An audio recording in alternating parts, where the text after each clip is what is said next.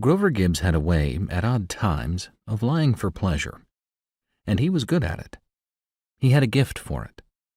Sometimes he would tell you something utterly preposterous, giving you all the time as straight and honest a look as if he was reciting the list of states and their capitals that he had learned in school, which he also would do from time to time.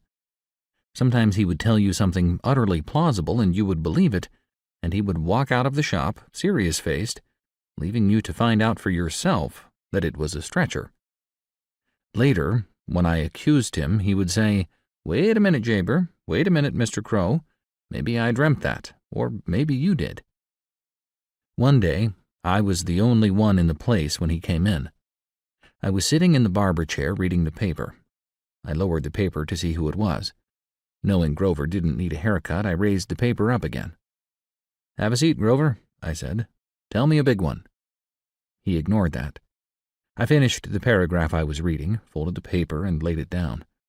Grover sat down. We each had an item of news or two and a comment or two, and we chatted a while. The talk went on as some others came in, and I got busy. The customers went out, and it was just Grover and me again.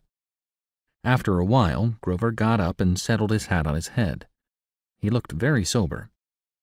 "Well, I reckon I'd better go out and see if there ain't something I can do for Danny and Lida in them." I said, "What?" "Oh, Burley Coulter died last night. I thought you knowed." "What?" "Yep," he said, meaning, "it's one of them things. It finally comes to us all." He gave his head a solemn little shake and stepped on out the door. And there I stood, with a chill passing over me as if I was standing in a window and somebody was drawing down the shade.